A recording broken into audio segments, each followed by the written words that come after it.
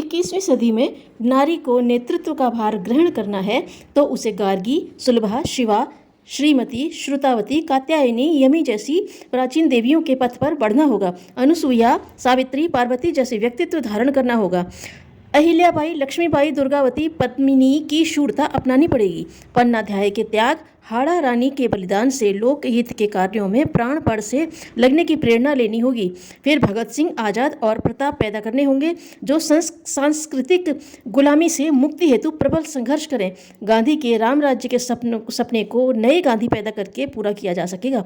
लेकिन आज तो नारी की स्थिति दयनीय बनी हुई है। मध्यकाल के अंधकार युग ने जो अनेक बुराइयां दी उनमें नारी की अवमानना प्रमुख है। आज नारी पद दलित है, शोषित है, उस पर पाशविक प्रतिबंध लगे हैं। वह रमणी भोग्या बना दी गई है। उसे बचपन से लेकर बुढ़ापे तक भेदभाव का शिकार होना पड़ रहा है। जिंदा जलाने से लेकर हर तरह के घोर अत्याचार उस पर किए जा रहे हैं। सबसे अधिक दुख की बात यह है कि उसने स्वयं का आत्मविश्वास खो दिया है। उसे लगता है नहीं है कि वह परिपूर्ण मानव है। उसमें सारी श्रेष्ठतम शक्तियां सन्निहित हैं। वह तो दीनहीन बनकर जीना अस्वीकार ही नहीं कर रही है। अब नारी को अपने उत्थान के बारे में समग्र रूप से सोचना होगा।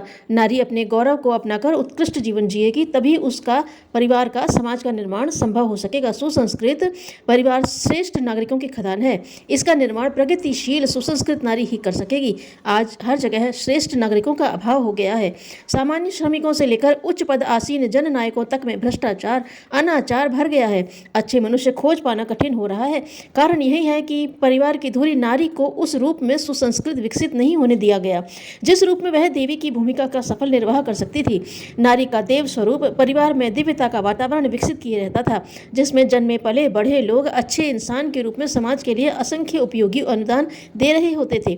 सच्चे अर्थों में देव बनकर जीते थे। आधी जनसंख्या अपंग मूर्छित रहे तो भला समाज का समग्र विकास कैसे हो सकता है।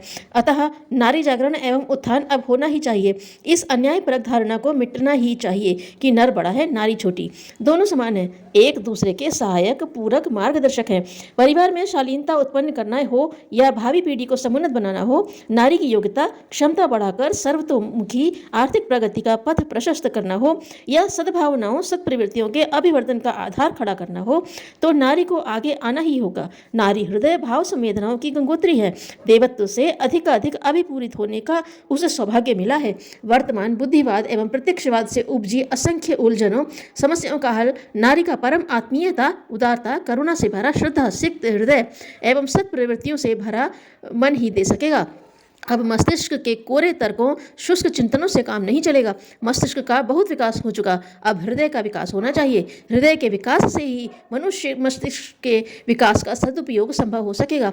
नारी में यही विशेष क्षमता ईश्वर प्रदत्त है कि वह हृदय और मस्तिष्क दोनों की धनी है। नारी जागरण कैसे हो, इस प्रश्न का उत्तर अनेक मनीषियों, विदुषियों ने अपने अपने ढंग से खोजा पाया है।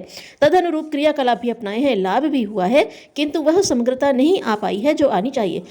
पश्चिम की नारी जागृति आंदोलन नारी स्वच्छंदता को प्रधानता देता है, जबकि भारतीय नारी जागरण अभियान नारी की योग्यताओं, शक्तियों के जागरण पर बल देता है। इसके अंतर्गत विशेष उल्लेखनीय तथ्य 4 हैं: स्वास्थ्य, संवर्धन, शिक्षा, स्वावलंबन, सम्मान। इन पर ध्यान अविलंब दिया जाना चाहिए। स्वास्थ्य की दृष्टि से नारी नर से पिछड़ी रही।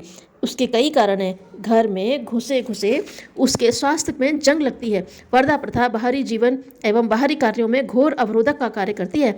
बहुप्रजनन, उसका पालन पोषण, पुरुषों की प्रतीक्षा में खाने पीने की अव्यवस्था, श्रम अधिक करना, भोजन अल्प बचा कुचा, अनियमितता का जीवन, बड़े लोगों की अनावश्यक डांट फटकार, दबाव, घुटन की जिंदगी, रात्रि देर से सोने, सुबह जल्दी उठने के कारण अनेक शारीरिक, मानसिक आदि व्याधियों से वह ग्रस्त रहती है।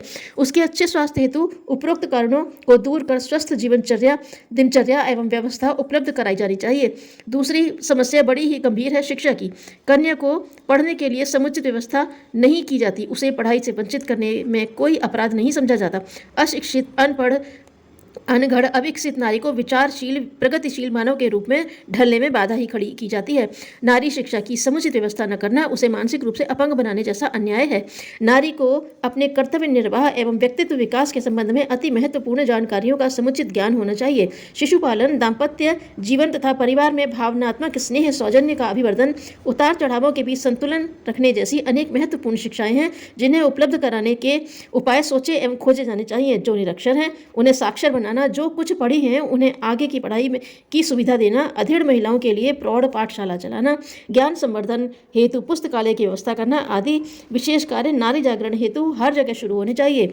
नर नारी दोनों को एक समान मान लेने पर नारी जागरण स्वतः ही होने लग जाएगा। उसका सारा पिछड़ापन, दीनहीन अवस्था अपने आप समाप्त हो जाएगी। समझदार बनने वाले किंतु मूर्खों की खोज रखने वाले नर के उस समुदाय को क्या कहा जाए जो कभी नारी को शूद्रा कहता है तो कभी भोग्या, उसे तरह तरह से छलने में लगा है, उसे नंगा अधरंगा करके विज्ञापनों से जोड़ दिया गया है। फिल्मों में, गीतों में, कला के अन्य क्षेत्र में नारी को भोग विलास की वस्तु के रूप में दर्शाया जा रहा है। तरह तरह से अपमान के घूंट नारी को आज 21वीं सदी में पीने पड़ रहे हैं। अब यह सब बिल्कुल नहीं चाहिए। नारी मनुष्य है, गुणों और क्षमताओं से युक्त मनुष्य। उसे किसी भी रूप में नर से कम नहीं कहा जा सकता। वही सम्मान उसे मिलना चाहिए जो देवी को, लक्ष्मी को, दुर्गा, सरस्वती को मिलता है। ये देवियां नारी के दिव्य गुणों को परम रूप से अभिव्यक्त करने की प्रतीक है। नारी इन्हीं देवियों के जीवन का प्रत्यक्ष रूप है। नर को सारे दुराग्रहों से मुक्त होकर नारी को उसका वास्तविक सम्मान देना ही होगा। वह इस धरती पर स्वर्ग सदृश परिस्थितियों को उपलब्ध कर सकेगा। नारी की अवमानना से ही नारकीय वातावरण धरती पर बना है। जिस दिन नारी को देवी मानकर उसकी समस्त प्रतिभा, क्षमता और भावना को खुलकर विकसित होने दिया जाएगा, उसी दिन धरतीवासियों के लिए दैवी भावनाओं, विचारों और क्रियाओं से निर्मित नए संसार की उपलब्धि मिल जाएगी।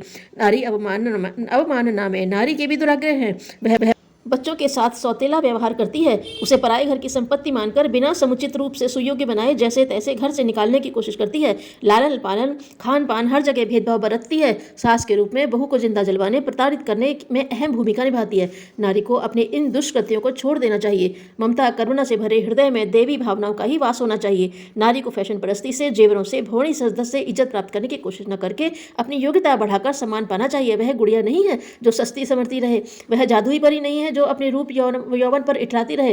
वह माँ है, देवी है, दिव्य विभूतियों को लेकर धरती पर उत्कृष्टतम अनुदान देने आई है। उसे अपने गौरव का बोध होना ही चाहिए। नारी जागरण के लिए पूरी क्षमता खपानी चाहिए। नारी जागेगी, अपने दायित्व कर्तव्य को श्रेष्ठतम रूप से निभाएगी, ऐसी अपेक्षा महाकाल को है। आशा है नारी दिव्यता की मूर्ति बनने एवं समाज का नेतृत्व कर सकने लायक सुयोग्य व्यक्तित्व विकसित करने में समर्थ होगी। उसे ऐसा करना ही चाहिए। अगला युग उसी के वर्चस्व एवं नेतृत्व का है। धन्यवाद।